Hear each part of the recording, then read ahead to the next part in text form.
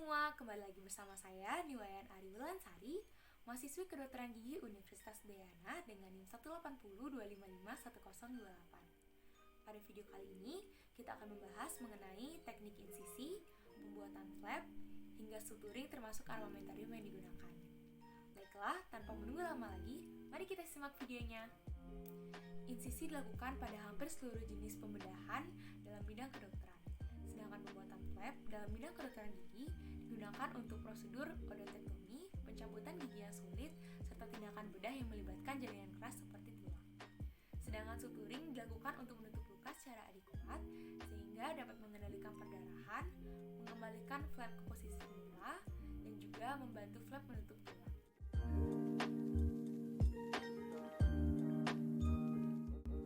Armamentarium yang diperlukan yaitu masker, handscoon, mukosa pad, pinset chirurgis, gunting benang, needle holder, scalpel, blade, benang hecting, dan juga jarum. Terdapat dua jenis benang hecting, yaitu absorbable dan non-absorbable. Sedangkan yang akan digunakan dalam video kali ini adalah benang hecting yang non-absorbable. Sedangkan untuk jarumnya yang dapat digunakan ataupun yang umum digunakan adalah reverse cutting 3/8 sepanjang 21 mm. Holder dipegang oleh jari ke-1 dan ke-4 seperti yang terlihat pada video, sedangkan jari kedua dan ketiga digunakan sebagai stabilisator. Needle holder berfungsi untuk memegang jarum jahit ketika proses suturing dengan cara mengaitkannya hingga berbunyi klik, sehingga jarum dapat stabil ketika proses suturing. Sedangkan gunting benang digunakan untuk memotong kelebihan benang. Pinset chirurgis memiliki bagian ujung yang berbentuk web shape yang bertujuan untuk memegang jaringan dengan kuat. Pinset ini biasa dipegang dengan menggunakan tangan kiri dengan cara yang terlihat seperti di video. Blade bersifat non-reusable yang berfungsi untuk memotong jaringan ketika insisi. Blade dipasang pada scalpel dengan cara keluarkan blade dari bungkusnya, kemudian jepit dengan needle holder. Lalu sesuaikan posisi dan masukkan dari lubang blade yang terbesar hingga berbunyi klik. Pastikan blade sudah terpasang dengan kuat. Insisi dilakukan dengan sekali tarikan menggunakan blade yang tajam. Hal ini dilakukan untuk meminimalkan distorsi sehingga dapat mengembalikan fungsi serta estetik jaringan dengan baik. Terdapat beberapa jenis insisi, yang pertama adalah insisi linear. Insisi ini terdiri dari satu sayatan vertikal yang biasanya digunakan pada insisional biopsi, insisi pada ekstirpasi mukokel, insisi pada enukleasi kista, operasi sinus, dan lain-lain.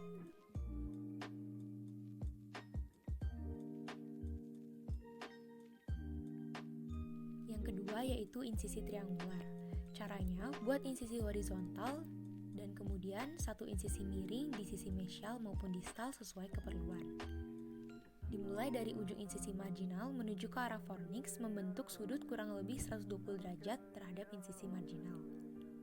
Selanjutnya, buat flap, di mana flap jenis ini sering digunakan untuk odontektomi gigi molar ketiga rahang bawah karena dapat membuat akses yang luas ke arah apikal.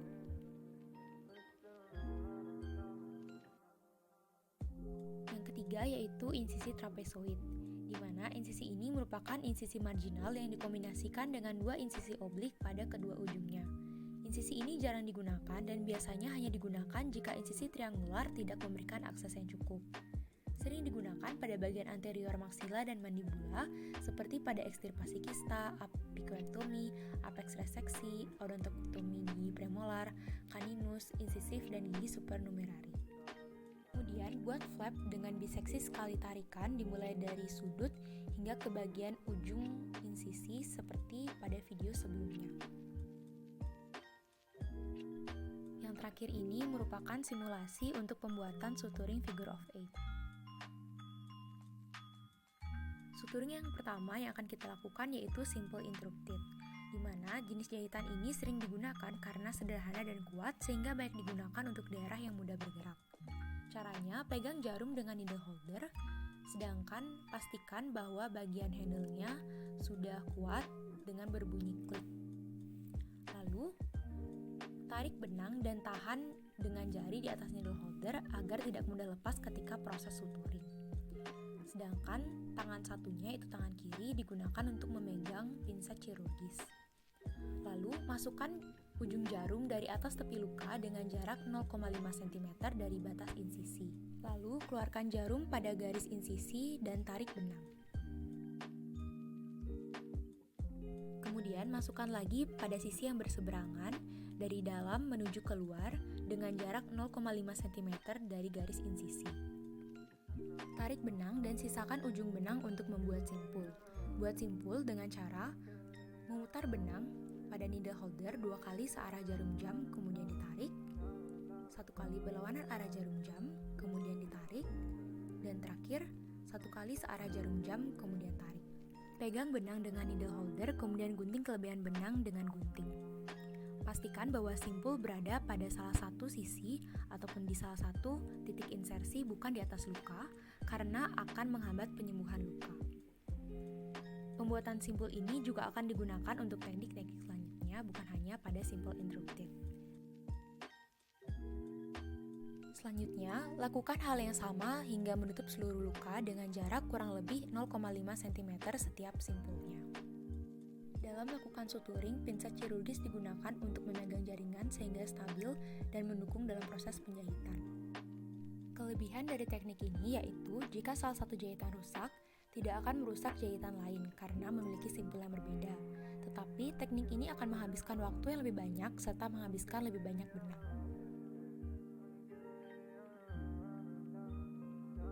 Selanjutnya adalah simple continuous. Pada teknik ini, simpul pertama memiliki cara yang sama seperti simple interrupted, hanya saja simpul berada di atas titik yang berlawanan dari titik insersi pertama. Tetapi setelah membuat simpul pertama, hanya satu benang yang digunting, sedangkan benang satunya digunakan untuk suturing selanjutnya. Caranya, masukkan jarum dari atas jaringan pada sisi yang berlawanan, kemudian keluarkan jarum pada garis tengah insisi. Kemudian masukkan kembali dari dalam jaringan menuju keluar pada sisi luka yang berseberangan. Ulangi hingga mencapai panjang yang diinginkan. Teknik ini sangat sederhana dan cepat sehingga biasanya menghasilkan estetik yang baik. Tidak disarankan untuk jaringan ikat yang longgar, tetapi disarankan untuk luka yang panjang. Teknik ini memiliki kelebihan yaitu menghasilkan jahitan yang lebih rapi, pembuatan yang lebih cepat, serta dapat mendistribusikan tegangan pada seluruh jaringan. Sedangkan kekurangannya, jika salah satu jahitannya rusak, maka akan merusak seluruh jahitan karena hanya memiliki simpul di awal dan di akhir jahitan. Jika sudah selesai, buat simpul dengan sisa benang dari jahitan sebelumnya. Simpul dibuat dengan cara yang sama seperti pada simple interrupted. Selanjutnya adalah interlocking sutur. Teknik ini mirip dengan teknik sebelumnya, hanya saja benang dikaitkan pada jahitan sebelumnya. Pertama, lakukan jahitan yang sama seperti jahitan simple continue hingga jahitan kedua. Kemudian, kaitkan dengan benang jahitan sebelumnya. Dan ulangi hingga sepanjang garis luka. Teknik ini biasanya diindikasikan pada luka yang panjang dan biasa digunakan pada jahitan peritoneum.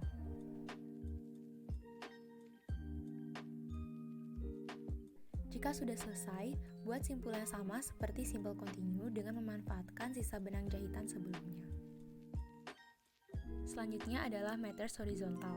Caranya, masukkan jarum dari atas ke bawah dari salah satu sisi luka dengan jarak 0,5 cm dari garis insisi. Kemudian, keluarkan dari garis tengah insisi. Masukkan kembali di sisi berlawanan dari dalam jaringan menuju keluar dan tarik benang dengan menggunakan jari. Kemudian, masukkan 0,5 cm di bawah tempat jarum terakhir keluar dan keluarkan kembali di garis tengah luka. Kemudian, masukkan kembali di sisi berlawanan, lalu keluarkan lagi. Pastikan sudah berjarak 0,5 cm dari tepi luka. Buat simpul dengan sisa benang di sebelahnya dengan cara yang sama seperti pada teknik-teknik sebelumnya. Pastikan simpul ada di atas titik insersi pertama, lalu potong sisa kelebihan benang dengan menggunakan gunting benang. Selanjutnya, ulangi tindakan tersebut hingga mencapai ujung luka dengan jarak kurang lebih 1 cm dari jahitan sebelumnya. Teknik ini biasa dilakukan untuk mendukung pemasangan implan. Teknik ini dilakukan dengan menjahit secara mendalam di bawah luka, kemudian lanjutkan pada tepi-tepi luka.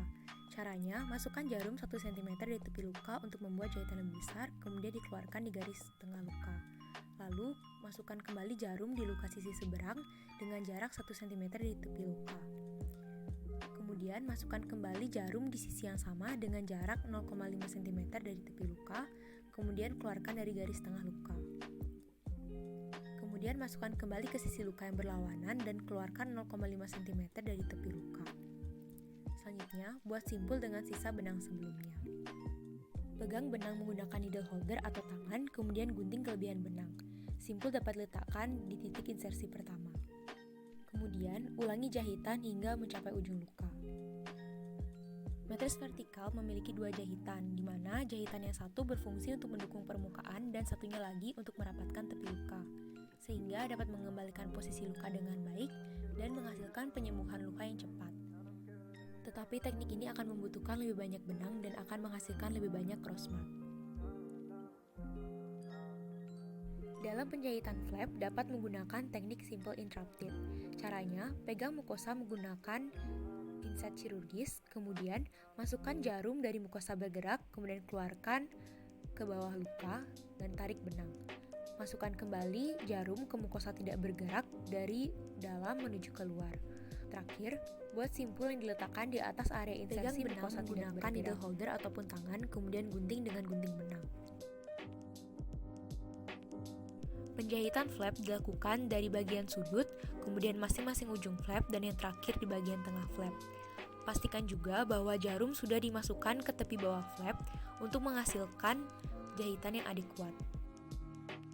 Jangan lupa untuk menghindari pembuatan jahitan yang terlalu banyak, karena semakin banyak jahitan akan semakin banyak trauma dan semakin banyak reaksi jaringan yang terlibat.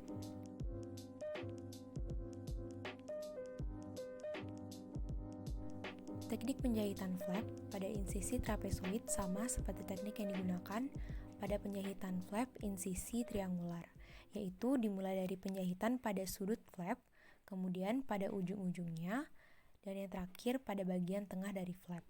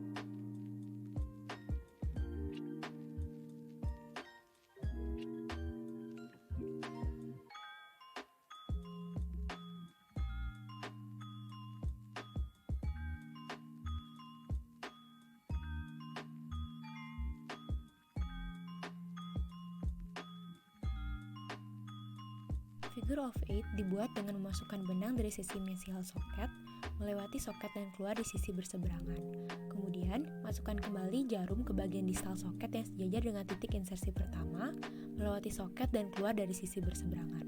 Kemudian, buat simpul dengan sisa benang di titik insersi pertama, di mana teknik ini digunakan untuk menutup soket pasca ekstraksi dan menghalangi lepasnya blood clot dari soket yang dapat menyebabkan terjadinya dry socket. Sekian video dari saya, maaf jika masih ada kekurangan dan kesalahan. Terima kasih.